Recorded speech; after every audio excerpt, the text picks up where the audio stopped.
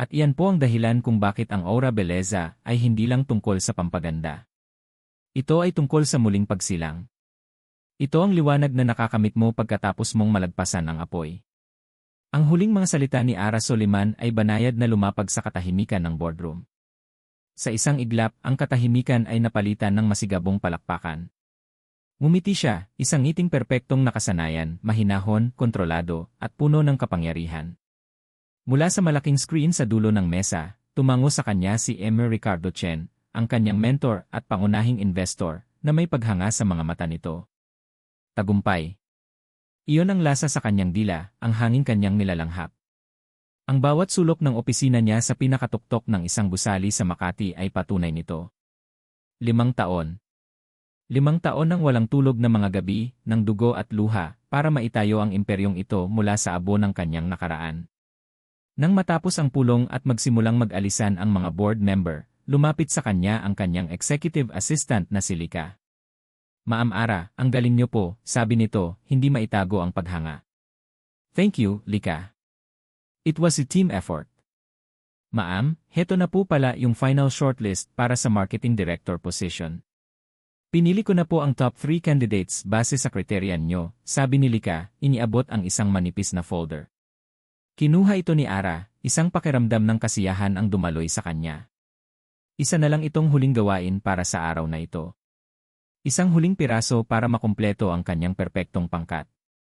Binuksan niya ang folder habang naglalakad pabalik sa kanyang sariling opisina. Ang una at ikalawang pangalan ay impresibo, mga veterano sa industriya na may napatunayan na. Ngunit nang dumapo ang kanyang mga mata sa ikatlong pangalan, sa huling pahina ng resume, tila huminto ang mundo. Ang mga tunog ng nagmamadaling syudad sa labas ng bintana ay biglang nawala. Ang hangin ay tila naubos sa kanyang mga baga. Ang mamahaling papel ng resume ay biglang bumigat sa kanyang mga kamay. Marco Villaraza. Ang pangalan. 2 salita na parang lason na kumalat sa kanyang sistema, nagpapakulo ng dugo at nagpapalamig ng kanyang mga buto ng sabay. Isang pamilyar na kirot ang kumalat sa kanyang dibdib. Hindi karot. Isang sugat na akala niya ay matagal nang naghilom, ngunit ngayon ay biglang bumuka at dumugo muli. Biglang bumalik ang lahat. Hindi isang malinaw na alaala, kundi mga pira-pirasong bangungot. Ang nakakasilaw na liwanag ng mga kamera ng cellphone. Ang amoy ng murang pabango at pawis sa isang masikip na bar. Ang mga sigaw. Ang mga salitang ibinato sa kanya na parang mga bato. Kabit. Walang hiya. Mga agaw. Napahigpit ang hawak ni Marco sa kanyang briefcase habang nakatayo sa harap ng isang tor ng salamin at bakal. Sa ibabaw ng malaking entrance, nakaukit sa pilak na mga titik ang pangalan, Aura Beleza. Huminga siya ng malalim, pinipilit pakalmahin ang tibok ng kanyang puso na parang kabayong nagwawala. Aura Beleza. Ang ganda ng hokwang. Napakabagay sa kanya. Hindi niya maiwasang mapangiti ng mapait. Si Ara, ang babaeng minsan niyang nakilala na mahilig lang sa simpleng tsaa at mga lumang libro, ay nagtayo ng isang imperyo. Isang imperyo na sumisigaw ng karangyaan at tagumpay. Isang imperyong itinayo nito nang wala siya. Dahil sa'yo, bulong ng isang tinig sa kanyang isipan. Itinayo niya ito dahil sa ginawa mo. Pinilit niyang isantabi ang boses na yon. Hindi ito ang oras para sa pagsisisi. Ito ang oras para sa pagsubok. Lumakad siya papasok. Ang lobby ay malamig at malawak, amoy mamahaling pabango at bagong pera. Ang lahat ay puti, pilak at kulay abo. Minimalist. Makapangyarihan. Tumingala siya sa malaking logo sa likod ng reception desk at isang pamilyar na kirot ang muling kumurot sa kanyang dibdib. Isang halo ng paghanga at panghihinayang. Good morning, sir. Do you have an appointment? Tanong ng babae sa desk. Ang ngiti nito ay kasing propesyonal ng kanyang uniforme. Yes. I'm Marco Villaraza. I have an interview with Ma'am Ara Soliman at 10. Bahagyang nanlaki ang mga mata ng babae sa pagbanggit ng pangalan ni Ara, ngunit mabilis itong nakabawi. Of course, sir. Please proceed to the 40th floor. Her assistant will meet you there. Nang makarating siya sa 40th floor, isang mundo ng abalang enerhiya ang sumalubong sa kanya. Mga kabataang empleyado, matatalas ang bihis at mabilis ang kilos, ay naglalakad sa mga pasilyo. May hawak na mga laptop, nag-uusap sa mga cellphone. Nakaramdam siya ng pagkailang. Para siyang isang multo mula sa ibang panahon, isang relikya sa gitna ng makabagong kaharian ni Ara. Pinaupo siya ng assistant nito, si Lika, sa isang waiting area na may tanawin ng buong syudad. Habang naghihintay, pinagmasdan niya ang mga tao. Lahat sila ay may layunin, may sigla. Lahat sila ay nagtatrabaho para sa kanya. Para kay Ara. Nth Villaraza. Ma'am Ara is ready for you. Tumayo si Marco, pinilit na huwag ipakita ang panginginig ng kanyang mga kamay. Sumunod siya kay Lika patungo sa isang malaking pinto sa dulo ng pasilyo. Nang bumukas ang pinto, para siyang sinampal ng hangin. Nandoon si Ara, nakaupo sa likod ng isang napakalaking mesa. Ang buong pader sa likuran niya ay salamin, at sa likod nito ay ang buong kalangitan ng Makati. Tila ba siya ang reyna at ang buong syudad ang kanyang trono? Hindi na siya ang Ara na kilala niya. Ang buhok nito ay maayos na nakatali, ang suot ay isang matapang na pulang blazer. Ang kanyang mukha, ang mukhang alam na alam niya, ay walang emosyon. Malamig. Kontrolado.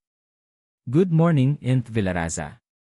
Please, sit down, sabi nito, ang boses ay formal at walang bahid ng anumang pagkakakilala. Umupo si Marco sa silyang nasa harap ng mesa. Pakiramdam niya, isang malawak na karagatan ang naghihiwalay sa kanila. I have read your resume, simula ni Ara, hindi man lang inaalis ang tingin sa mga papel na hawak. It's adequate. But your last corporate position was 5 years ago. Lela the long gap. And belly marketing. Ang mga tanong ay parang mga bala, mabilis at direkta. Walang paligoy-ligoy. Puro negosyo. Huminga ng malalim si Marco. I took some time off for personal reasons, Ma'am Ara. And I believe na experience in political strategy has a lot of parallels with brand marketing. It's about crafting a narrative, connecting with people. A narrative, ulit ni Ara, at sa unang pagkakataon, itinaas nito ang kanyang tingin. Nagtagpo ang kanilang mga mata. Sa isang iglap nawala ang siye. Nawala ang aplikante. Sa isang kisap mata, nakita ni Marco ang babaeng minahal niya, ang kanyang mga mata na may bahid ng sakit, ng alaala, ng isang tanong na hindi masabi. Naramdaman niya ang paghigpit ng kanyang dibdib. Ito na. Ito ang sandaling kinatatakutan at inaasahan niya. Ngunit kasing bilis ng paglitaw nito, nawala rin ito. Ang pader ay muling tumaas. Ang mga mata ni Ara ay naging kasing tigas muli ng bakal.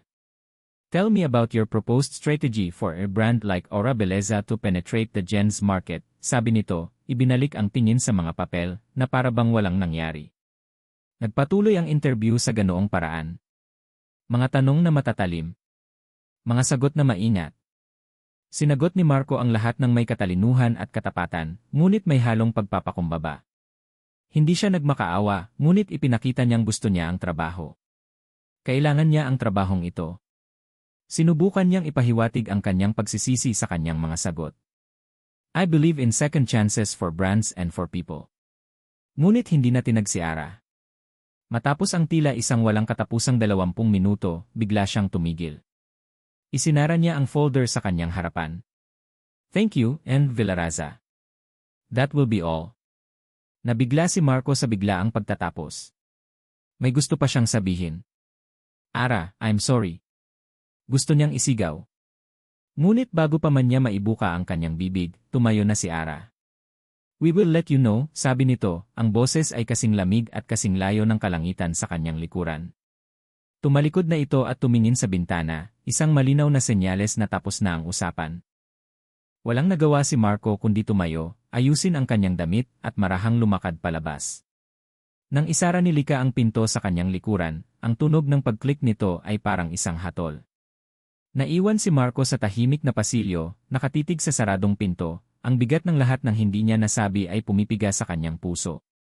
Nang sumara ang pinto sa likuran ni Marco, ang lakas na ipinakita ni Ara ay biglang gumuho na parang isang kastilyong buhangin. Napasandal siya sa kanyang mamahaling leather na upuan, at isang hiningang kanina pa niya pinipigilan ang biglang kumawala. Ang amoy ng kanyang pabango, isang pabango na siya mismo ang lumikha, na tinawag niyang ipagbangon, ay tila nanunuya sa kanya. Anong pagbangon? Isang tingin lang sa mga mata ni Marco at bumalik ang lahat. Ang babaeng nasaktan. Ang babaeng iniwan. Ang babaeng akala niya ay matagal na niyang inilibing sa ilalim ng tagumpay. Ginugol niya ang buong gabi sa paglalakad-lakad sa kanyang penthouse. Sa isang kamay, hawak niya ang resume ni Marco. Sa kabilang kamay, ang resume ng isa pang aplikante, isang babaeng may perpektong kwalifikasyon, isang ligtas na pagpipilian, isang taong hindi gigisingin ang mga demonyo ng kanyang nakaraan. Lumabas siya sa malawak na balkonahe, hinayaan ang malamig na hangin ng gabi na haplusin ang kanyang mukha. Sa ibaba, ang mga ilaw ng syudad ay kumikinang na parang isang kumot ng mga bituin. Ang lahat ng ito, nakamit niya. Pinaghirapan niya. Bakit niya ito guguluhin? Bakit niya papapasukin ang lason sa sarili niyang hardin? Ang katuwiran ay sumisigaw, huwag. Itapon mo ang resume niya. Kalimutan mo siya. Protektahan mo ang pinaghirapan mo. Ngunit may isa pang boses, isang mapanganib na bulong mula sa isang madilim na sulok ng kanyang puso. Ito ang boses ng galit. Ang boses ng paghihiganti. Isipin mo, Ara. Ang lalaking naging dahilan ng iyong pagbagsak ay magtatrabaho para sa iyo. Susunod sa iyong mga utos. Aasa sa iyong sweldo. Hindi ba't iyon ang pinakamatamis na tagumpay? Ang makita siyang nasa ilalim mo. Ang pag-isip nito ay nagdulot ng isang kakaibang kilabot sa kanya. Isang halo ng kapangyarihan at takot. Napapikit siya, at isang alaala ang bumalik, isang alaala na pilit niyang tinatabunan, ngunit hinding-hindi niya malilimutan. 5 taon na ang nakalipas. Isang maliit at madilim na apartment sa kung saang eskinita sa Quezon City. Umuulan sa labas, at ang tunog ng bawat patak sa yero ay parang panunukso. 3 araw na siyang hindi kumakain ng maayos. Ang tanging laman ng kanyang tiyan ay mapait na kape at ang kahihiyan. Gutom, pagod at wasak. Iyon si Ara Soliman noon. May kumatok sa pinto. Hindi niya ito pinansin. Sino ang hahanap sa kanya? Wala nang naghahanap sa kanya. Ngunit nagpatuloy ang katok, mahinahon ngunit mapilit. Sa huli, sa sobrang inis, binuksan niya ito. Isang lalaking nasa mid-negatibo 50, nakasuot ng simpleng polo shirt at slacks, ang nakatayo roon, may hawak na payong. Hindi niya ito kilala. Miss Ara Soliman, tanong ng lalaki, ang boses nito ay kalmado. Tumango lang siya. Maaari ba akong pumasok? May dala akong tsaa. Pinapasok niya ito, hindi dahil sa tiwala, kundi dahil sa pagod. Wala na siyang pakialam. Naupo ang lalaki sa nag-iisang upuan sa kanyang kwarto. Inilapag nito sa maliit na mesa ang isang paper bag mula roon, inilabas nito ang isang termos at 2 tasa. Habang nagsasalin ito ng mainit na tsaa, nagsalita ito nang hindi nakatingin sa kanya. Napanood ko sa balita ang nangyari sa iyo, sabi ni Emma Chen, ang boses ay banayad, walang bahid ng panghuhusga. Ang mga Villaraza malupit silang kalaban. Napayuko lang si Ara, niyakap ang kanyang mga tuhod.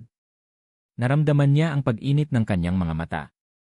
Inabot sa kanya ni Emma Chen ang isang tasa ng tsaa. Amoy jasmine. Alam mo, Ara, pagpapatuloy nito, sinubukan din nilang wasakin ako noon. Sa negosyo. At halos magtagumpay sila. Tumingin ito sa kanya, at sa mga mata nito, nakita ni Ara ang isang bagay na pamilyar, ang bakas ng sakit. Pero may isang bagay akong natutunan. Ano po yun? Halos pabulong niyang tanong. Ang abo, sabi ni Emma Chen, isang maliit na ngiti ang sumilay sa mga labi nito. Ang abo ang pinakamagandang pataba para sa muling pagbangon. Iyon ang simula.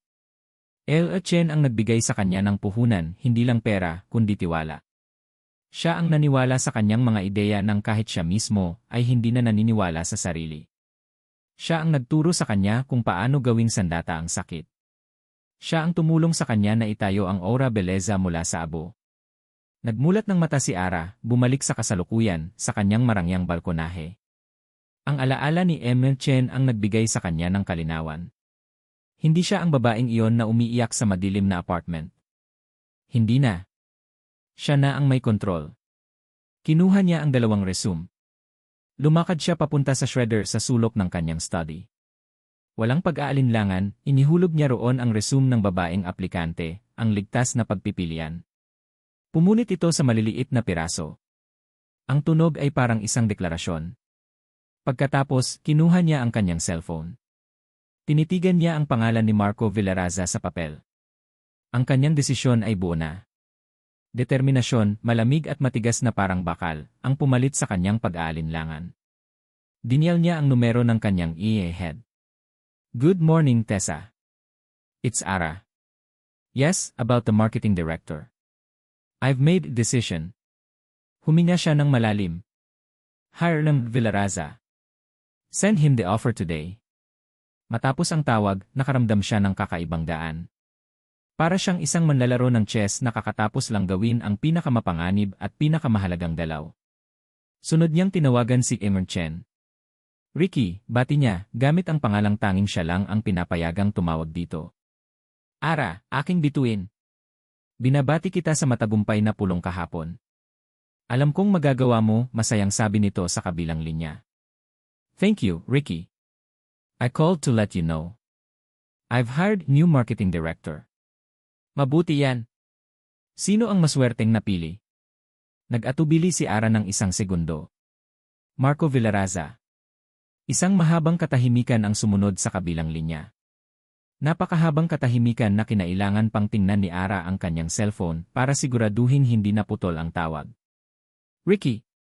Andyan ka pa ba?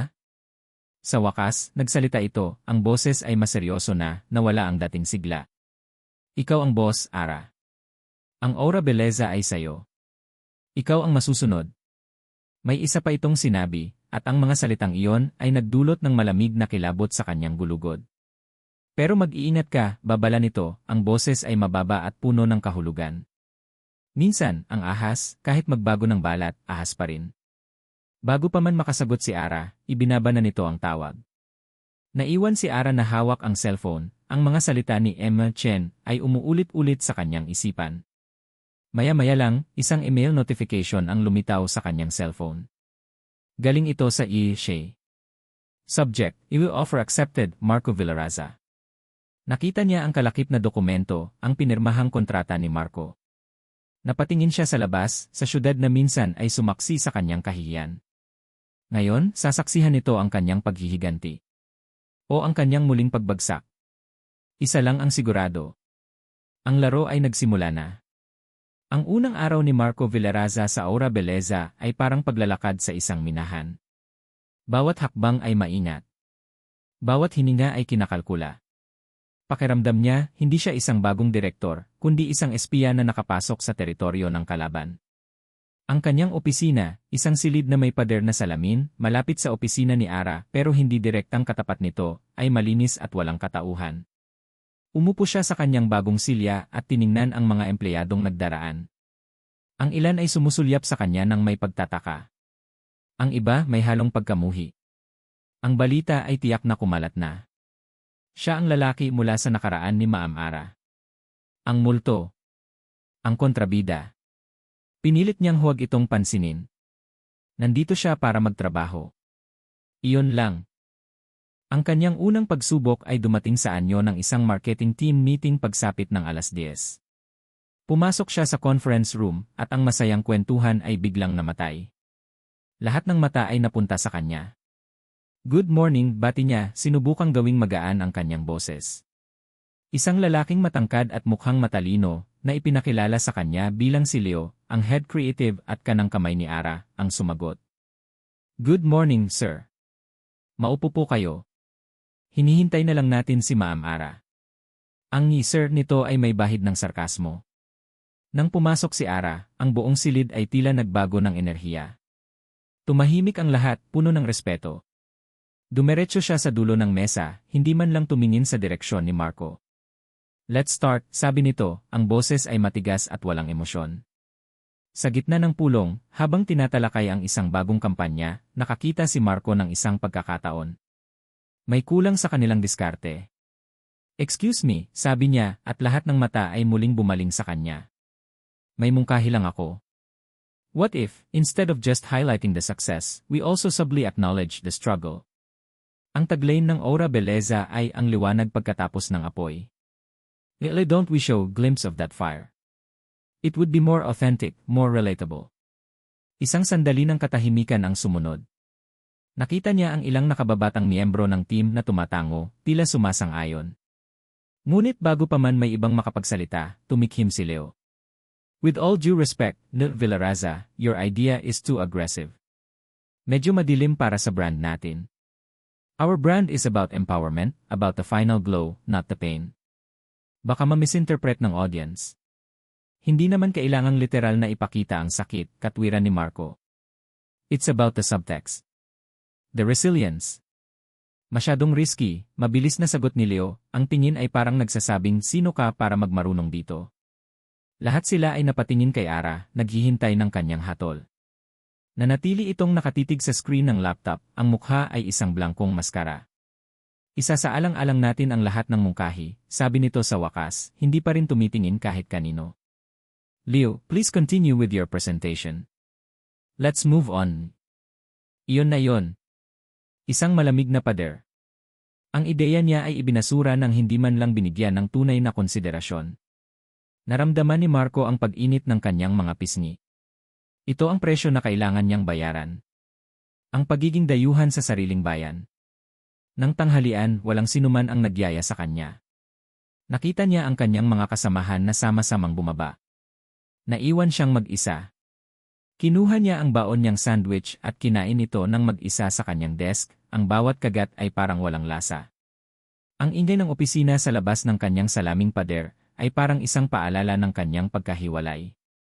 Ginugol niya ang natitirang bahagi ng hapon sa pagbabasa ng lahat ng dokumento tungkol sa mga nakaraang kampanya ng Aura Belleza, pilit na isinasaksak sa kanyang isipan ang bawat detalye. Kailangan niyang patunayan ang kanyang sarili. Kailangan niyang ipakita na hindi siya nagkamali sa pagkuha sa kanya. Na hindi siya nagkamali. Nang mag-aalas 7 na ng gabi, halos wala ng tao sa opisina. Papauwi na sana siya nang mapadaan siya sa tapat ng opisina ni Ara. Bukas pa ang ilaw sa loob. Sa pagitan ng mga siwang ng blinds, nakita niya si Ara. Nakaupo ito sa kanyang mesa, hindi bilang ang makapangyarihang kundi bilang isang pagod na babae. Nakasubsob ang mukha nito sa kanyang mga kamay, ang kanyang mga balikat ay bahagyang nakakuba. Maya-maya, nakita niya itong marahang minasahe ang kanyang sentido, isang kilos na napakapamilyar sa kanya.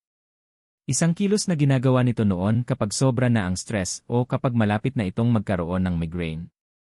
Isang bagay sa loob ni Marco ang kumirot. Ang dating ugali. Ang dating protektibong damdamin. Bumalik siya sa kanyang opisina, ngunit ang imahe ni Ara ay hindi nawala sa kanyang isipan. Hindi. Hindi siya pwedeng makialam. Hindi na niya teritoryo iyon. Ngunit habang papunta na siya sa elevator, ang kanyang mga paa ay kusa siyang dinala sa pantry ng opisina. Walang tao roon. Binuksan niya ang isang kabinet at nakita ang isang garapon ng luya at isang bote ng pulot pukyutan. Bago pa man niya mapigilan ang sarili, kumikilos na siya. Nagpakulo siya ng tubig. Naghiwa ng luya. Naglagay ng isang kutsarang pulot sa isang tasa. Ang mga kilos ay otomatiko, parang nakatatak na sa kanyang mga kalamnan mula sa nakaraan. Sa labat. Ang lunas ni Ara sa lahat, sa stress, sa sakit ng ulo, sa kalungkutan. Nanginginig ang kanyang mga kamay habang hawak ang mainit na tasa. Ano ang ginagawa niya? Isa itong kabaliwan. Isang pagtawid sa linyang siya mismo ang dapat mag-ingat. Para lang to sa sakit ng ulo niya, sabi niya sa sarili. Walang ibang ibig sabihin. Dahan-dahan siyang lumakad pabalik, ang puso niya ay dumadagundong sa kanyang dibdib. Ang opisina ni Ara ay nakabukas ng bahagya. Sumilip siya. Nandoon pa rin si Ara, nakatalikod sa pinto, nakatingin sa mga ilaw ng syudad. Sa isang mabilis at tahimik na kilos, ipinasok niya ang kanyang kamay at maingat na inilapag ang tasa sa isang sulok ng napakalaking mesa ni Ara, malapit sa gilid kung saan siguradong makikita nito. Hindi siya nagsalita. Hindi siya gumawa ng anumang ingay. Pagkatapos, kasing bilis ng kanyang paglapit, umatras siya. Naglakad siya palayo, hindi lumingon. Bawat hakbang palayo sa pinto ng opisina ni Ara ay parang isang hakbang palayo sa isang apoy na parehong nakakatakot at nakakaakit. Nakarating siya sa elevator at pinindot ang ground floor. Habang nagsasara ang mga pinto, naiwan siyang nakatitig sa walang laman na pasilyo, ang isipan ay puno ng isang tanong, makikita kaya niya? At kung makita niya, ano ang iisipin niya? Nang makita ni Ara ang tasa sa kanyang mesa, ang unang reaksyon niya ay pagtataka. Sino ang maglalagay niyan dyan? Tatanungin na sana niya si Lika sa intercom ng isang pamilyar na amoy ang umabot sa kanyang ilong. Amoy ng luya at pulot. Sa labat. Natigilan siya. Ang kanyang puso, na kanina lang ay kalmado, ay biglang tumibok ng malakas. Iisa lang ang taong nakakaalam ng ugali niyang ito. Ang taong gumagawa nito para sa kanya noon kapag ang bigat ng mundo ay nasa kanyang mga balikat. Marco. Isang pag-init ang gumapang sa kanyang dibdib, isang pakiramdam na matagal na niyang hindi naramdaman. Isang pakiramdam na kinasusuklaman niya dahil pamilyar ito. Kilig. Sinundan ito kaagad ng galit. Ang kapal ng mukha niya. Pagkatapos ng lahat, paano niya nagagawang gumawa ng isang bagay na napaka-personal? Napaka-pamilyar. Isa ba itong laro? Isang paraan para ipaalala sa kanya ang nakaraan. Para pabagsakin ang kanyang mga pader. Hinawakan niya ang tasa, ang init nito ay tumatagos sa kanyang palad. Itatapon na sana niya ito sa basurahan. Ngunit sa huling sandali, nag-atubili siya. Ang sakit ng kanyang ulo ay totoo. Ang pagod sa kanyang katawan ay totoo. At ang amoy ng tsaa parang isang yakap mula sa isang panahong mas simple. Sa huli, uminom siya. Isang maliit na higop lang. Ang init at tamis ay kumalat sa kanyang lalamunan, at sa kabila ng kanyang sarili, nakaramdam siya ng kaunting ginhawa. Ngunit ang ginhawang iyon ay may kasamang panganib. Kinaumagahan, pumasok si Ara sa opisina na may panibagong determinasyon. Kailangan niyang panatilihin ang distansya. Ang nangyari kagabi ay isang kahinaan. Hindi na maulit. Ngunit ang universo ay tila may ibang plano.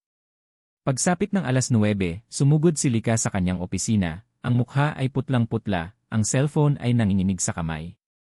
Ma'am Ara, kailangan niyo pong makita to. Ipinakita ni Lika ang screen. Isang sikat at kontrobersyal na gossip blog ang laman nito. At ang headline, na nakasulat sa malalaking pulang letra, ay parang isang suntok sa kanyang sikmura. CLA, bumabalik essay pagiging kabit. Beauty mogul, ginagamit Danzi kumpanya para balikan Yenhi, anak ng politiko. Nanlamig ang buong katawan ni Ara.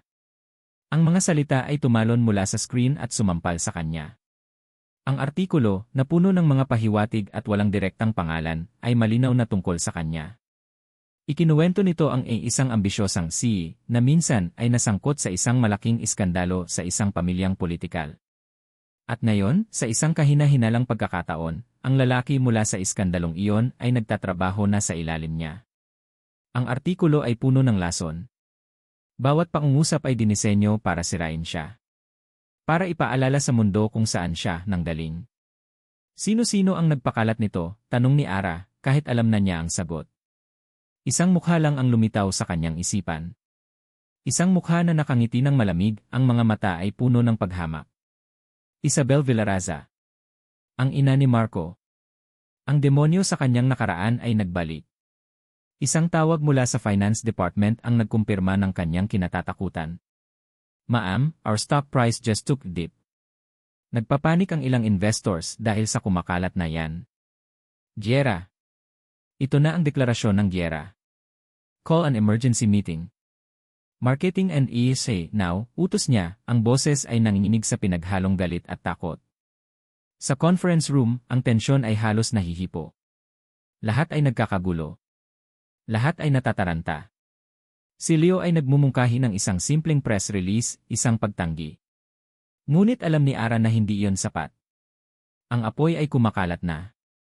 Kailangan nila ng tubig, hindi lang isang baso. Sa gitna ng kaguluhan, isang boses ang tumayo. Kailangan nating angkinin ang kwento. Lahat ay napatingin kay Marco. Nakatayo siya sa isang sulok, ang kanyang mukha ay seryoso, ang kanyang mga mata ay nakatutok kay Ara. Hindi natin ito pwedeng itanggi, dahil may katotohanan sa basehan nito, nagtatrabaho ako rito, pagpapatuloy ni Marco, ang boses ay kalmado at may otoridad. Kung itatanggi natin, magmumukha tayong guilty. Kung mananahimik tayo, sila ang mananalo. So anong gagawin natin? Aaminin, sarkastikong tanong ni Leo. Hindi, sagot ni Marco, ang tingin ay hindi pa rin inaalis kay Ara. Gagamitin natin ito. We will turn their weapon against them. Lumakad siya papunta sa whiteboard. Ang issue ay hindi ang nakaraan. Ang issue ay ang ngayon. Ang Aura Beleza ay hindi tungkol sa perpektong kwento. Ito ay tungkol sa pagbangon. Ang issue ay tungkol sa isang babaeng na hindi natatakot sa nakaraan niya, na kayang kumuha ng isang taong kwalipikado kahit pa may kasaysayan sila. That's not weakness. That's strength. That's power. Sinimulan niyang isulat ang mga punto sa board. Isang serye ng mga panayam na hindi tumatanggi, kundi nagre-reframe. Isang social media campaign na nagha-highlight sa mga kwento ng pagbangon ng ibang mga babae. Isang opisyal na pahayag mula kay Ara na hindi nagpapavictim, kundi nagpapakita ng kontrol. Habang nagsasalita siya, ang gulat sa silid ay napalitan ng paghanga. Ang kanyang plano ay hindi lang reaktibo, ito ay matapang. Ito ay henyo. Ginawa niyang isang pagkakataon ang isang krisis para palakasin pa lalo ang brand identity ng Aura Beleza. Natapos siyang magsalita at ang silid ay nabalot ng katahimikan. Lahat ay nakatingin kay Ara, naghihintay ng kanyang desisyon. Tinitigan ni Ara si Marco. Sa sandaling iyon, hindi niya nakita ang lalaking nagwasak sa kanya. Nakita niya ang isang makikinang na strategist. Isang taong, sa kabila ng lahat, ay naiintindihan ang kaluluwa ng kumpanyang itinayo niya. Ang galit niya kay Isabel Villaraza ay naging isang malamig at matigas na determinasyon. Hindi siya magpapatalo. Hindi sa pagkakataong ito. Tumingin siya sa buong team, pagkatapos ay ibinalik niya ang kanyang tingin kay Marco. Isang tingin na nagsasabi ng maraming bagay, pag-aalinlangan, paghanga, at isang pahiwatig ng tiwala. Do it, sabi niya, ang kanyang boses ay malinaw at matatag, pumuputol sa tensyon. I'm trusting you with this. Ang sumunod na 48 oras ay isang ipo-ipo. Ang opisina ng marketing ay naging isang war room. Ang mga pader ay napuno ng mga whiteboard na may mga flowchart at mga timeline. Ang sahig ay nagkalat ng mga tasa ng kape at mga walang laman na kahon ng pizza. At sa gitna ng lahat ng ito, mayroong isang hindi inaasahang sentro ng kapayapaan, sina Ara at Marco. Sa ilalim ng matinding pressure, ang mga pader na kanilang itinayo sa pagitan ng isa't isa ay nagsimulang gumuho, piraso bawat piraso. Nawala ang Ima Ara at yung Villaraza. Bumalik ang Ara at Marco. Hindi masyadong defensive ang dating niyan, sabi ni Ara, nakaturo sa isang draft ng press release sa screen ng laptop ni Marco. Nakaupo sila sa sahig ng opisina nito, hating gabi na, at silang dalawa na lang ang natitira. Okay, point taken, sagot ni Marco, hindi man lang nagpakita ng inis. Paano kung ganito? Mas positibo. Binago niya ang mga salita, ang kanyang mga daliri ay mabilis na gumagalaw sa keyboard. Pinanood siya ni Ara. Ang paraan ng pagkunot ng kanyang noo kapag nag-isip siya ng malalim. Ang paraan ng pagkagat niya sa kanyang labi kapag malapit na niyang makuha ang tamang salita. Lahat ay pamilyar. Lahat ay mapanganib. Mas maganda, pag-amin niya, pinipilit na huwag ipahalata ang paghanga sa kanyang boses. Nagtrabaho sila ng magkasama na parang isang sayaw na matagal na nilang hindi isinayaw, ngunit hindi pa rin nalilimutan ang mga hakbang. Siya ang may bisyon, siya ang may estratehiya. Nagbabounce sila ng mga ideya sa isa't isa, tinatapos ang mga pangungusap ng bawat isa. Para silang bumalik sa dati, dalawang taong nagkakaintindihan ng hindi na kailangan pang magsalita.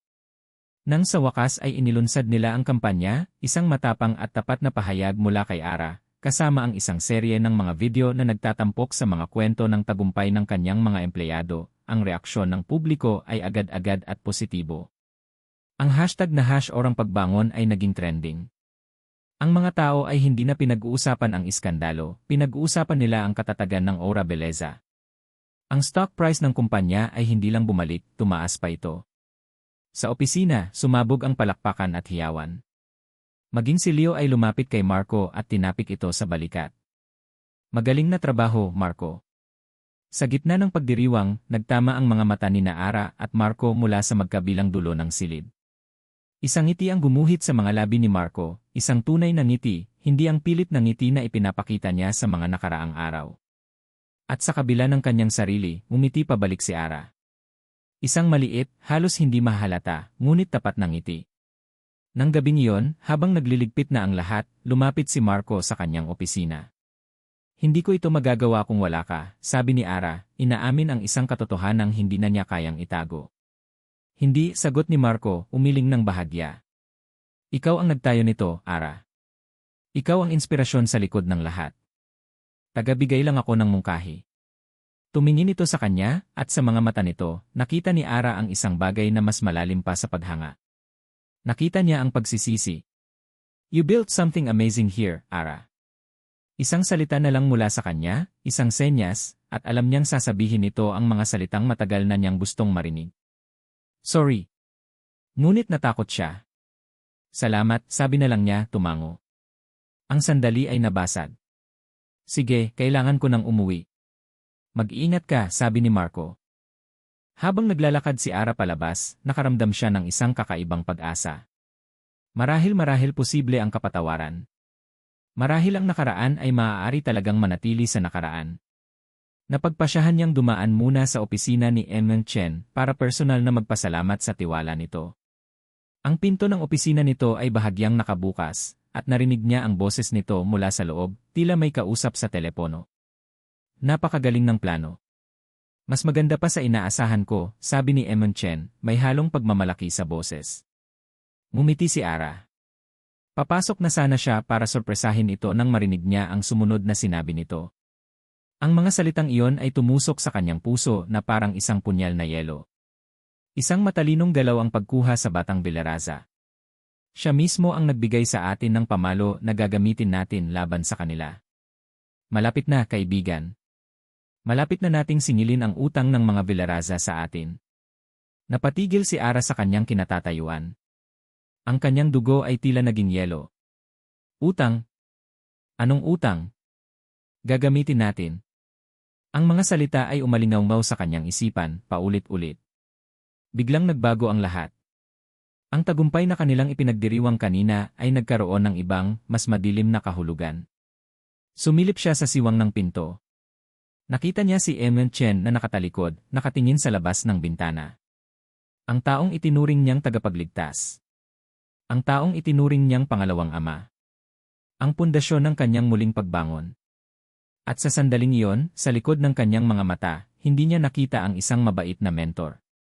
Nakita niya ang isang estranghero. Isang taong may sariling agenda. Isang taong, marahil, ay ginagamit lang din siya. Nakatayo siyang hindi makagalaw sa labas ng pinto, ang puso niya ay dinudurog ng isang bagong uri ng sakit. Isang mas malalim na pagkakanulo. Ang tiwalang pinilit niyang buin sa loob ng 5 taon ay nagsimulang magkaroon ng lamat. Ang paglalakad ni Ara palayo sa opisina ni Emil Chen ay ang pinakamabigat na paglalakad na ginawa niya sa loob ng 5 taon. Bawat hakbang ay parang may nakakabit na kadena sa kanyang mga paa. Ang tagumpay na kanina lang ay matamis niyang nilalasap ay biglang naging abo sa kanyang bibig. Utang ng mga Vilaraza. Ang mga salitang iyon ay hindi umalis sa kanyang isipan. Hindi siya umuwi. Sa halip, bumalik siya sa sarili niyang opisina. Umupo siya sa dilim, pinagmamasdan ang mga ilaw ng syudad na kanina lang ay simbolo ng kanyang kapangyarihan. Ngayon, para na lang itong mga nanunuksong mata. Si Emil Chen, ang kanyang sandalan, ang kanyang gabay. Posible ba? Posible bang ang lahat ng tulong niya, ang pag-abot sa kanya noong nasa putikan siya, ang pagtitiwala, ang puhunan, ay parte lang ng isang mas malaking plano? Isang plano ng paghihiganti. Naramdaman niyang nasusuka. Ang pundasyon ng kanyang bagong buhay ay biglang yumanig. Kung hindi niya mapagkakatiwalaan si Emil Chen, sino pa ang mapagkakatiwalaan niya? Kinabukasan, maaga siyang pumasok. Hinintay niyang dumating si Emil Chen. Nang makita niya itong papasok sa opisina nito, sumunod siya. Ricky, sabi niya, isinara ang pinto sa kanyang likuran. Ara. Magandang umaga. Halika, magkape ka muna, masayang bati nito, walang kamalay-malay. Sino ang kausap mo kagabi? Diretsong tanong ni Ara. Ang boses niya ay walang emosyon, ngunit ang kanyang mga kamay sa likod ay nakakuyom. Bahagyang natigilan si Emil Chen. Isang matagal ng kasosyo sa negosyo. Bakit mo na itanong? Narinig ko ang sinabi mo, sabi ni Ara, ang bawat salita ay mabigat. Tungkol sa utang ng mga Vilaraza. Tungkol sa paggamit sa akin sa amin. Ang ngiti sa mukha ni Emil Chen ay dahan-dahang nawala. Napalitan nito ng isang ekspresyon na hindi pa nakikita ni Ara dati, isang halo ng pagkabigla at kalkulasyon. Umupo ito sa kanyang silya, at sa isang iglap, hindi na ito ang kanyang mabait na mentor, kundi isang bihasang negosyante. Ara, iha, sabi nito, ang boses ay malumanay ngunit may talim. Mahabang kwento yan. Isang lumang gusot sa negosyo na nangyari pa bago ka pa man dumating. Huwag mo nang isipin iyon. Ang mahalaga ay ang tagumpay ng Aura Beleza. Ang tagumpay ba ng Aura Beleza o ang pagbagsak ng mga Villaraza? Tanong ni Ara, ang boses ay nagsimula ng manginig. Ginamit mo ba ako, Ricky? Lahat ba ito ay para lang sa paghihiganti mo? Tumayo si Emil Chen at lumapit sa kanya. Hinawakan nito ang kanyang mga balikat, ang mga mata ay puno ng isang bagay na mukhang sinseridad, ngunit ngayon, hindi na sigurado si Ara. Hinding-hindi kita gagamitin, Ara. Nakita ko ang potensyal sa'yo. Tinulungan kitang bumangon. Ang tagumpay mo ay tagumpay mo. Kung sa proseso ay masisingil ko ang mga may utang sa akin, bonus na lang iyon. Ang mga salita nito ay makinis. Masyadong makinis. Isang perpektong sagot na hindi naman talaga sumasagot sa kanyang tanong. Naramdaman ni Ara ang pagkabiyak ng kanyang puso. Ito ang pinakamasakit na bahagi. Ang hindi niya alam kung ano ang paniniwalaan. Ang taong sumagip sa kanya ay siya ring nagdudulot ngayon ng kanyang pagkalito. Umatras siya, tinanggal ang pagkakahawak nito. Kailangan kong mag-isip. Lumabas siya ng opisina ni Emil Chen na parang isang zombie. Ang mundo niya ay gumuho. Ang taong pinagkakatiwalaan niya ng buo ay may tinatagong sekreto. At si Marco na nagsimula na niyang pagtiwalaan ulit, ay nasa gitna ng lahat ng ito. Isang kasangkapan. Katulad niya. Nasa tapat na siya ng kanyang opisina nang marinig niya ang isang boses sa kanyang likuran. Ara. Okay ka lang ba? Kanina pa kita hinahanap. Si Marco. Lumingon si Ara, at nang makita niya ang mukha ni Marco, ang mukha ng simula ng lahat ng kanyang problema, ang mukha ng pamilyang dahilan ng paghihiganti ni Emil Chen, isang bagay sa loob niya ang sumabog. Ang sakit, ang pagkalito, ang pakiramdam na pinagtaksilan siya ng lahat, ay nag-converge at naging isang bulkan ng galit. At si Marco ang nasa bunganga nito. Okay lang ako, ulit niya, ang boses ay tumaas at puno ng sarkasmo. Okay lang ako. Bakit hindi ako magiging okay? Ang galing na ng lahat, di ba? Ang galing ng plano. Anong plano? Naguguluhang tanong ni Marco, humakbang palapit. Huwag kang lumapit, sigaw ni Ara, at nakita niyang napaatras si Marco, gulat na gulat. Akala ko ba nagbago ka na? Akala ko ba nagsisisi ka na? Pero ano to, Marco? Isa ka pa rin palang tau-tauhan. Isang puppet. Noon, puppet ka ng nanay mo. Ngayon, puppet ka sa laro ng iba. Ara, hindi kita maintindihan. Huwag mo akong tawaging Ara, sigaw niya, ang luha ay nagsimula ng mamuo sa kanyang mga mata. Luha ng galit. Ng pagkabigo. Lahat kayo pare-pareho lang.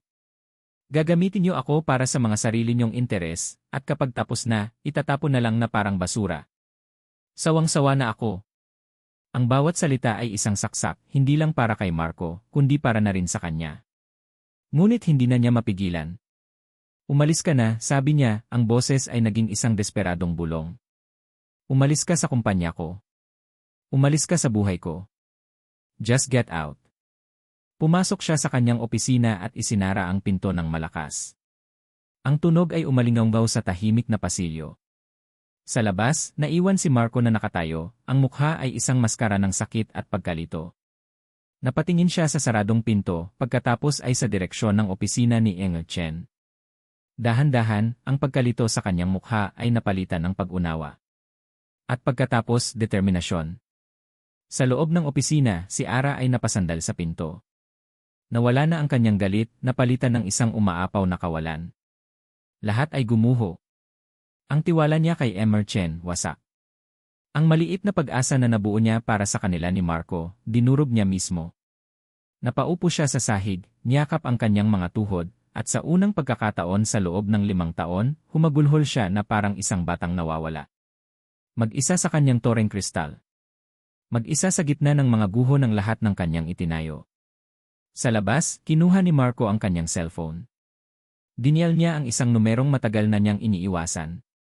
Ma, sabi niya nang may sumagot, ang boses niya ay malamig at matigas. We need to talk. Now. Ang tawag na iyon sa kanyang ina ay matagal nang nakabinbin.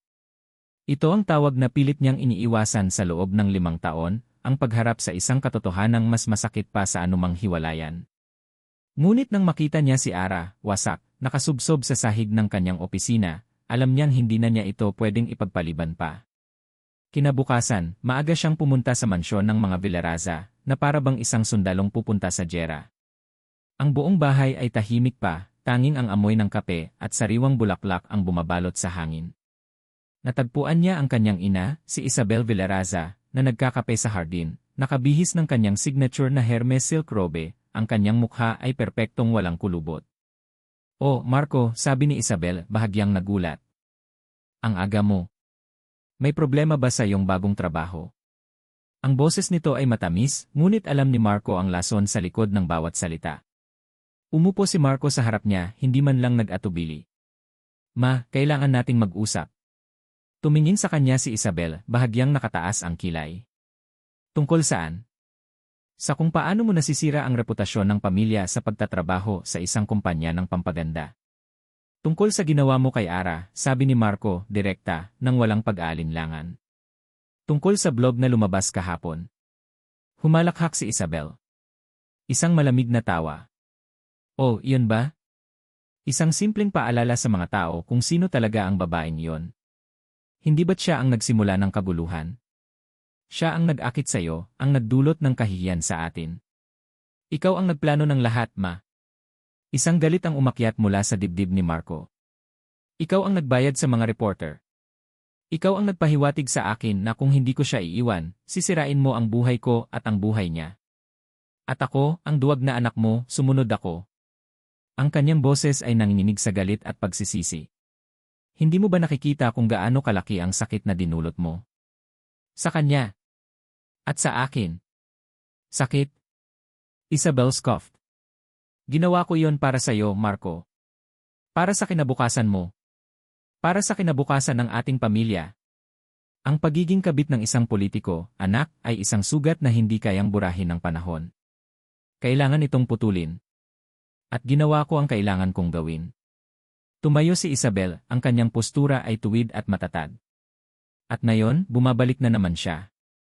Naghahanap na naman ng gulo. Hindi ko hahayaan na sirain niya ang lahat ng binuo mo. Siya.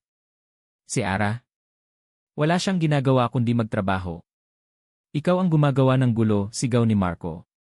Please, must stop this. Hayaan mo na lang siya. Hayaan mo na lang kaming dalawa. Tumingin si Isabel kay Marco, isang malamig na ngiti ang sumilay sa kanyang mga labi. Hayaan? Marco, ang paghayaan ay hindi opsyon. Ang isang ahas na pinayagan mong pumasok sa bakuran mo ay sisirain ang lahat ng binuo mo. Hindi ito matatapos hanggat hindi siya nawawala ng tuluyan sa buhay mo. Hindi mo naiintindihan, ma. Desperado si Marco. Hindi mo alam ang pinagdaanan ni Ara. Kung gaano siya nasaktan. Oh, alam ko, sabi ni Isabel, ang kanyang mga mata ay nanliit. At alam ko rin kung paano siya gamitin. Hindi lang ako ang marunong maglaro ng ganitong laro. Nanlamig si Marco. Ang huling sinabi ng kanyang ina ay nagbigay sa kanya ng masamang pakiramdam. Anong ibig mong sabihin? Ngumiti si Isabel, isang ngiting puno ng kahulugan. Malalaman mo sa tamang panahon. May nakausap akong isang tao. Isang kaibigan. May gusto lang siyang maglinaw. Lalo na kay Ara. Pagkatapos noon, umalis na si Isabel, iniwan si Marco na balisa at nalilito. Alam niyang may balak na namang gawin ang kanyang ina. At alam niyang si Ara ang magiging biktima nito. Samantala, natanggap ni Ara ang imbitasyon. Isang eleganteng sulat mula kay Isabel Villaraza, inimbitahan siyang magtanghalian sa isang eksklusibong fine dining restaurant sa Makati. Nag-atubili si Ara. Bakit? Ano ang gusto ng demonyong ito sa kanya? Hindi niya maintindihan. Ngunit ang pagtanggi ay pagpapakita ng takot. At si Ara Soliman, ang CEO ng Aura Beleza, ay hindi natatakot. Pinilit niyang maniwala rito. Kaya, kinabukasan, nagtungo siya sa restaurant. Nandoon na si Isabel, nakaupo sa isang table sa sulok, ang kanyang suot ay isang mamahaling designer dress. Para siyang isang rebulto ng kapangyarihan. Wala siyang kasama. Walang media. Tanging sila lang. Ara, bati ni Isabel, ang kanyang boses ay kakaibang tamis. Salamat at dumating ka. Diretso na tayo sa punto, Madam Villaraza. Ano ang kailangan nyo sa akin? Tanong ni Ara, ang boses ay matigas. Walang anuman, iha, sagot ni Isabel, mumiti. Nais ko lang sanang mag-usap. Bilang dalawang babae. Tungkol sa nakaraan. Tungkol sa iyo at sa anak ko. Nagtaka si Ara. Hindi ito ang ina na kilala niya. Alam kong galit ka sa akin, at naiintindihan ko, sabi ni Isabel, ang kanyang mga mata ay puno ng sipag-unawa. Pero nais ko lang sabihin sa iyo ang katotohanan. Ang buong katotohanan. Nagsimula si Isabel sa kanyang kwento. Sa bawat salita, parang isang makamandag na ahas ang gumagapang sa puso ni Ara. Noong nangyari ang insidente, simula ni Isabel, alam kong nasaktan ka. Ngunit si Marco hindi niya kinaya ang pressure. Ang dami niyang obligasyon, Ara. Ang kanyang karera sa politika, ang pangalan ng Villaraza. Pinilit ko siyang kalimutan ka. Alam mo ba kung ano ang sabi niya? Ma, sigurado ka bang ito ang tama? Kung ito ang kailangan para maging malaya ako, gagawin ko. Nanlaki ang mga mata ni Ara. Hindi. Hindi niya yan sinabi. Narinig ko mismo, iha, sabi ni Isabel, may bahid ng kalungkutan sa boses, na parang naglalahad ng isang masakit na katotohanan. Pero hindi iyan ang pinakamasakit. Ang masakit ay noong lumabas ang issue sa publiko at nakita kanyang naghihirap. Hindi ko siya nakitang nag-alala ng ganoon kalaki. Sa katunayan, may inilabas si Isabel na isang maliit na sobre. Mula rito, kinuha niya ang 2 larawan. Inilapag niya ito sa mesa. Ang una ay isang larawan ni Marco na nakangiti, masaya, kasama ang isang magandang babae. Nagkakape sila. Ang ikalawa ay si Marco na pumapasok sa isang bahay, may dalang bulaklak, na tila bumibisita sa isang kasintahan. Ang mga larawan ay malinaw. Ang petsa sa likod ay nakasulat. 3 araw matapos ang iskandalo. Siya si Clarissa, ang kanyang fiancé na napagkasunduan ko para sa kanya. Ang larawan na iyan, kinuha yan nang magkita sila para ayusin ang kanilang relasyon pagkatapos ng gulo mo, sabi ni Isabel, kalmado. At iyan, itinuro nito ang larawan ni Marco na may hawak na bulaklak. Binibisita niya iyan sa bahay ng pamilya niya. Kitang-kita mong masaya siya. Ang puso ni Ara ay parang nabasag sa 1,000 piraso. Hindi lang ito ang pagtingin kay Marco na masaya kasama ang ibang babae. Ito ang mga petsa. 3 araw matapos siyang ipahiya. 3 araw matapos niyang iwanan siya sa gitna ng lahat ng kahihiyan. Napakabilis. Napakabilis niyang nakahanap ng iba. Napakabilis niyang nakalimot. Iha, sabi ni Isabel, hawak ang kamay ni Ara, ang kanyang mga mata ay puno ng pakikiramay. Hindi kanya minahal. Nagpatangay lang siya sa bugso ng damdamin. Sa katunayan, pakiramdam ko, nang mawala ka nakahinga siya ng maluwag. Nagawa niyang balikan ang kanyang buhay. Ang kanyang totoong buhay. Ang mga salita ay tumusok sa kanyang kaluluwa. Ang kanyang galit. Ang kanyang sakit. Ang kanyang paghihiganti. Lahat ay tila walang saysay. Nagawa niya ang lahat at ano? Ang lalaking nagwasak sa kanya ay hindi man lang naapektuhan. Masaya pa nga. Para siyang isang bulag na muling nakakita, ngunit ang nakikita niya ay isang bangungot. Ang lahat ng pagdurusa niya, ang lahat ng pait, ang lahat ng paghihirap, ay para lang sa isang anino. Pero paano, bulong ni Ara, ang kanyang boses ay halos hindi na marinig. Bakit siya nag-apply sa akin? Para sa trabaho, iha, sagot ni Isabel, ang ngiti nito ay lumawak, puno ng tagumpay. Nakalubog sila sa utang matapos ang ilang pinasok niyang negosyo. Naghahanap siya ng madaling pera. Hindi niya hahayaan na mawala ang koneksyon niya sa politika dahil sa'yo, kaya hindi niya kayang bumalik sa aming mundo. Ang trabaho mo ang tanging opsyon niya. Huwag kang mag-ilusyon na may iba pa. Ang mga salita ni Isabel ay humampas sa kanya. Ang pader na pinilit niyang buuin sa kanyang puso, ang kanyang paghihiganti, ang kanyang tagumpay, lahat ay nawasak. Nagmukha siyang tanga. Nagmukha siyang desperado. Ang lahat ng pinaghirapan niya ay naging isang malaking biro. Kaya ko siyang utusan, Madam Villaraza. Nasa ilalim ko siya ngayon, bulong ni Ara, pilit na kumakapit sa huling piraso ng kanyang kapangyarihan. Isang matamis at mapanuksong tawa ang pinakawalan ni Isabel. At sa tingin mo, hindi niya yan gagamitin para sa sarili niyang kapakanan. Ginagamit ka niya, Ara. Katulad ng ginagawa niya noon. At katulad ng ginagawa ng ibang tao sa paligid mo. Walang nagawa si Ara kundi titigan ang mga larawan. Ang mukha ni Marco masaya, malaya. Ang mukha niya punong-puno ng galit at sakit. Ang katotohanan ay mas masakit pa sa anumang imahinasyon. Ang sakit na naramdaman niya 5 taon na ang nakalipas ay biglang naging sariwa. Ang puso niya ay parang hinihiwa ng paunti-unti. Maraming salamat sa tanghalian, Madam Villaraza, sabi ni Ara, tumayo, ang kanyang boses ay robotiko. Hindi na siya makahinga. Kailangan niyang umalis. Kailangan niyang tumakas. Paalam, iha, sabi ni Isabel, walang bahid ng pagsisisi. Sana ay maliwanagan ka na. Ang ilang tao ay hindi talaga para sa'yo. Lumabas si Ara sa restaurant. Ang sikat ng araw sa labas ay nakakasilaw, ngunit ang kanyang mundo ay naging itim.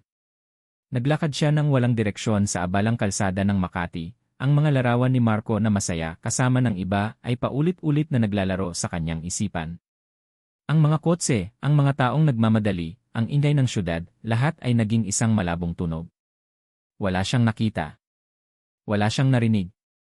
Ang tanging naririnig niya ay ang tibok ng kanyang puso na nagdurugo. Habang tumatawid siya sa pedestrian lane, hindi niya napansin ang mabilis na paparating na kotse.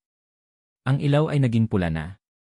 Sa isang lugar, hindi kalayuan, si Marco Villaraza, na hindi mapakali at may masamang pakiramdam matapos ang pag-uusap nila ng kanyang ina, ay sinundan si Ara mula nang umalis ito sa opisina. Nakita niya itong pumasok sa restaurant. Nakita niya itong lumabas. At nakita niya itong naglalakad na parang wala sa sarili, direkta sa gitna ng paparating na trapiko. Nanlaki ang kanyang mga mata. Ere, sigaw niya, isang tunay na takot ang bumalot sa kanyang boses. Ang kanyang katawan ay kusang kumilos. Walang pag-aalinlangan. Walang pag-iisip. Tumakbo siya, lumusot sa pagitan ng mga kotse, patungo sa kanyang pinakamamahal na babae. Ang busina ng kotse ay umalingaw sa hangin, kasabay ng tunog ng mabilis na pagpreno. Isang puting ilaw ang bumalot sa lahat. Isang nakakabinging ingay ng preno ang bumalot sa abalang kalye ng Makati. Ang gulong ng kotse ay nagkalat ng alikabok sa aspalto. Sa isang iglap, lahat ay bumagal. Nakita ni Marco ang puting kotse na papalapit, ang mga mata ni Ara ay blanko, walang pag-asa. Wala siyang nakita kundi ang kanyang Ara, nalulunod sa sarili nitong sakit. Ere, sigaw niya, at sa lakas ng tinig niya, para siyang nilalamon ng buong syudad. Walang pag-aalinlangan, bumulusok siya. Ang kanyang katawan ay kumilos ng kusa, walang iniisip kundi ang abutin siya. Nagpumiglas siya sa pagitan ng mga takot na motorista, tumalon sa gilid ng isang busina ng jeep, at sa isang huling paghataw, inabot niya ang braso ni Ara. Nang maramdaman ni Ara ang isang kamay na humila sa kanya, ang kanyang katawan ay nagsawa sa pagkalito at sakit. Naramdaman niya ang isang matinding puwersa, at sa isang iglap, siya ay natumba sa matigas na semento. Isang matalim na kirot ang kumalat sa kanyang katawan. Ara! Okay ka lang ba? Ang boses ni Marco. Nagulantang si Ara nang makita niya ito, nakaupo sa tabi niya, ang mukha nito ay putlang-putla, ang kanyang mga mata ay nanlalaki sa takot. Tumayo na ang driver ng kotse, puno ng galit. Anong ginagawa ninyo? Gusto niyo bang magpakamatay? Ngunit walang naririnig si Marco. Tanging si Ara lang ang nakikita niya. Ang pagkabigla sa mga mata nito, ang luha na hindi na niya kayang itago. Ara, please. Answer me. Okay ka lang ba? Hinawakan ni Marco ang kanyang mukha, ang mga kamay nito ay nanginginig. Sa sandaling iyon, sa gitna ng ingay ng trapiko at ang galit ng driver, ang lahat ng pader ni Marco ay gumuho. Wala nang pakialam sa kahihiyan, sa kanyang ina, sa Villaraza, sa anumang bagay. Ang tanging mahalaga ay ang babaeng nasa harap niya. Ang babaeng halos mawala. Hindi ako okay, Marco, bulong ni Ara, ang boses ay basag. Ni minsan, hindi ako naging okay. At doon, nagsimulang magsalita si Marco. Hindi niya sinubukang pigilan ang sarili. Ito ang sandali. Ito ang panahon para sa katotohanan. Alam ko, sabi ni Marco, ang kanyang boses ay nanginginig ngunit puno ng desisyon. Alam kong hindi ka okay. At kasalanan ko yun. Ang lahat ng ginawa ko noon lahat ng hindi ko ginawa. Kasalanan ko. Hinawakan niya ang mga kamay ni Ara, pinipilit na titigan siya sa mata.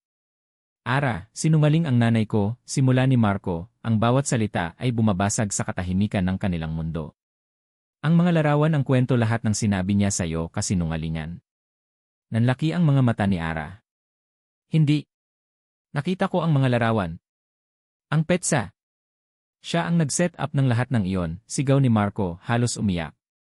Ang mga larawan, pinilit niya akong makipagkita sa babaeng iyon, si Clarissa, ang ex-girlfriend niya noong college, na matagal na rin niyang pinipilit na pakasalan ko. Pinilit niya akong magpakuha ng litrato. Para pagkatapos mong mawala, maipakita niya sa iyo na hindi ako apektado. Na nakahanap agad ako ng kapalit. Hindi totoo yan, bulong ni Ara, ngunit ang kanyang boses ay puno ng pagdududa. Ang paraan ng pagtingin ni Marco sa kanya, ang kanyang desperasyon, ay nagpapaniwala sa kanya. Totoo yan, Ara. Ang pinakamasakit sa lahat alam ko ang plano niya. Bago mangyari ang lahat, sinabi niya sa akin na kung hindi kita iiwan, sisirain niya ang buhay mo. Napapakita niya sa buong Pilipinas kung sino ka. At ako Lumunok si Marco, ang kanyang mga mata ay puno ng luha. Ako, naging duwag ako, Ara. Mas pinili kong protektahan ang pangalan ng pamilya ko, ang aking sarili, kaysa sayo. Iniwan kitang mag-isa doon. Pinili kong manahimik. Iyon ang pinakamalaking pagkakamali ng buhay ko. Bumalik ang alaala ni Ara, ang pagbitaw ng kamay ni Marco. Ngayon, sa wakas, may paliwanag na. Hindi ito pagtataksil ng pag-ibig, kundi pagtataksil ng pagkabigo. Pagkabigo na lumaban para sa kanya. Masakit pa rin. Sobrang sakit. Ngunit iba ang sakit. At si Eamon Chen, tanong ni Ara, ang boses ay nanginginig. Alam mo ba ang tungkol sa kanya? Tumango si Marco. Ang kanyang mga mata ay nagpapakita ng pighati. Ara. Alam ko. Matagal na. Si Eamon Chen dating katunggali siya ng Villaraza sa negosyo. Sinira siya ng nanay ko. Dahil sa kanya, nawala ang lahat ni Eamon Chen. Ang Aura Beleza, ikaw isa lang kayong armas niya laban sa pamilya ko. Natigilan si Ara. Ang bawat piraso ng puzzle ay nagkakabit-kabit. Ang mga babala ni Eamon Chen noon. Ang kakaibang paraan ng pag-uusap niya tungkol sa utang-ki ng mga Villaraza. Ang lahat ng ito ay naging malinaw. Hindi lang siya ginamit ni Isabel. Ginamit din siya ni Eamon Chen. Kaya ako pumasok sa kumpanya mo, Ara, patuloy ni Marco, ang kanyang boses ay halos pabulong na. Hindi lang para humingi ng tawad. Hindi lang para ipaliwanag ang sarili ko. Pumasok ako para protektahan ka. Tumingin si Marco kay Ara, ang kanyang mga mata ay puno ng pagmamakaawa. Nalaman ko ang plano ni Eamon Chen na gamitin ka para sa kanyang paghihiganti. Nalaman ko kung gaano ka kahalaga sa kanya bilang isang kasangkapan. At nang makita ko kung gaano kanya ginagamit, nagpa siya akong pumasok sa loob. Para bantayan ka. Para siguruhin na hindi ka nila sisirain ulit. Hindi lang sa nanay ko Patuloy ni Marco, ang kanyang mga mata ay puno ng matinding pagmamahal at sakit. Kundi pati kay Eamon Chen. Ang pagbuhos ng impormasyon ay napakalaki para kay Ara. Ang lahat ng kanyang mundo ay gumuho at nabuo muli sa harap ng kanyang mga mata. Bawat sakit. Bawat pagkalito. Bawat pagdududa. May katotohanan na. May paliwanag. Naramdaman niya ang init ng mga luha na dumadaloy sa kanyang pisngi. Ngunit hindi na ito luha ng kalungkutan o galit. Ito ay luha ng paglaya. Ang bigat ng lahat ng kanyang kinikimkim ay dahan-dahang nawala, napalitan ng isang malalim na pagod. Tinitigan niya si Marco. Ang lalaking minsang nagwasak sa kanya. Ang lalaking sa huli ay nagsalita ng katotohanan. Ngayon, alam mo na ang lahat, sabi ni Marco, ang kanyang boses ay puno ng pagod at pagsisisi. Ang lahat ng kasinungalingan. Ang lahat ng katotohanan. Ang lahat ng duwag kong pagpapasya. At kung paano ko sinubukang itama ang mali sa huling pagkakataon. Dahan-dahan, binitiwan niya ang mga kamay ni Ara. I will resign tomorrow, sabi niya, ang bawat salita ay parang isang martilyo sa kanyang puso. Hindi na ako magpapakita sa Aura Beleza. Hindi na ako manggugulo sa buhay mo. Hindi na kita gagambalain. Tumayo si Marco. Ang kanyang likod ay tuwid, ngunit ang kanyang mga balikat ay nakakuba sa bigat ng kanyang mga pagpapasya. Tumingin siya kay Ara ng huling pagkakataon, ang kanyang mga mata ay puno ng pagmamahal, pagsisisi, at paalam. At pagkatapos, tumalikod siya at naglakad palayo, papalayo sa umiiyak na si Ara, papalayo sa buhay na halos nilikha niya. Iniwan niya si Ara na nakaupo sa semento, napapaligiran ng ingay ng syudad, ang kanyang isipan ay puno ng isang katotohanang nakakapagpalaya. At nakakasakit. Ang sikat ng araw ay sumasala sa kanyang bintana, ngunit sa unang pagkakataon sa mahabang panahon, hindi ito nakakabulag. Sa halip para itong mainit na yakap. Sa kabila ng lahat ng sakit na nalaman niya kagabi, nakakaramdam si Ara ng isang kakaibang kalinawan. Ang katotohanan, gaano man ito kasakit, ay nagpalaya sa kanya. Kahit paano, alam na niya. Alam na niya kung sino ang kaaway at sino ang kaibigan. Alam na niya kung sino ang gumamit sa kanya. At sa pinakamahalaga, alam na niya ang kanyang sarili. Naligo siya at nagbihis. Pinili niya ang isang puting blazer, isang kulay na sumisimbolo sa kalinisan at bagong simula. Naglagay siya ng kaunting lipstick, ngunit hindi na para itago ang kanyang emosyon. Ngayon, ito ay isang kilos ng pagtanggap. Pagsapit ng 8:00, nasa opisina na siya. Ang buong aura beleza ay bumalik sa dati nitong abalang ritmo. Ngunit para kay Ara, ang lahat ay tila bago. Ang una niyang ginawa ay tawagan si Lika. Lika, I need you to find Villaraza's resignation letter. Yung official copy. Po. Ma'am, kahapon pa po niya yan pinadala, sagot ni Lika, may halong gulat sa boses. Hayaan mo na. Just find it for me. Pagkatapos noon, dumiretso siya sa opisina ni Ricardo Chen. Ang kanyang puso ay kalmado, ngunit may lungkot. Alam niyang ito ang pinakamahirap na paghaharap. Ricky, sabi niya, pumasok sa opisina nito nang walang katok. Nakita niya ang kanyang mentor na nakaupo sa likod ng mesa, nagbabasa ng dyaryo. Napaangat ito ng tingin. Nakita niya ang pagkabigla sa mga mata nito, sinundan ng pag-aalala. Ara, iha. Nabalitaan ko ang nangyari kahapon. Alam ko na po ang lahat, Ricky, putol ni Ara, ang kanyang boses ay mahinahon ngunit may diin. Alam ko na po ang tungkol sa Villaraza. Ang tungkol sa paghihiganti niyo. Ang tungkol sa kung paano niyo ginamit ang aura beleza at ako para sa inyong sariling plano. Hindi na nagtangkang magsinungaling si Chen. Ang kanyang mga balikat ay dahan-dahang napahubog. Tumingin ito sa kanya at sa mga mata nito, nakita ni Ara ang isang matandang kaluluwa na may dalang matagal ng pasanin. Pasensya na, Ara, sabi ni Chen, ang boses ay pagod. Ang pamilyang iyon sila ang sumira sa akin. Ang galit ko ay matagal nang nakatanim. Nakita ko ang sarili ko sa iyo, isang biktima ng kanilang kapangyarihan. At naisip ko, magkasama tayo, kaya nating kalabanin sila. At kinailangan niyo po akong gamitin, tanong ni Ara, walang galit, tanging lungkot. Kailangan niyo po akong gawing kasangkapan sa inyong digmaan. Hindi ko naman gustong saktan ka, Ara, pagtatanggol ni Chen. Ang tagumpay ng aura beleza ay totoo. Ang tulong ko sa iyo ay totoo. Alam ko po, sagot ni Ara, tumango. At nagpapasalamat po ako, Ricky. Sa lahat ng tinuro nyo. Sa lahat ng tulong nyo. Hindi ko ito mararating kung wala kayo. Yumuko siya ng bahagya, isang kilos ng tunay na pasasalamat. Ngunit nang itaas niya ang kanyang ulo, ang kanyang mga mata ay matatag. Ngunit, Ricky, ang tagumpay ko ay tagumpay ko. Ito ang liwanag na nakamit ko pagkatapos kong malagpasan ang sarili kong apoy. Hindi ito sandata para sa inyong digmaan. At hindi ko hahayaan na gamitin niyo ako para doon. Wala na akong magagawa, Ara, sabi ni Chen, at nakita ni Ara ang kaunting pagtatampo sa kanyang mga mata. Wala na po, kumpirma ni Ara. Hindi ko po kayo masisisi sa inyong galit. Pero ang aking pagpapatawad ay para sa akin. Hindi para sa Villaraza. At hindi po kayo ang magdidikta kung paano ko haharapin ang aking nakaraan. Huminga siya ng malalim. Salamat, Ricky. Pero kailangan kong pumunta sa sarili kong landas ngayon. Tumalikod siya at lumabas, iniwan si Chen na nakaupo sa katahimikan ng kanyang opisina. Mabigat sa loob ni Ara ang paghihiwalay sa taong minahal niya bilang isang ama, ngunit alam niyang ito ang kailangan niyang gawin para sa kanyang sariling kapayapaan.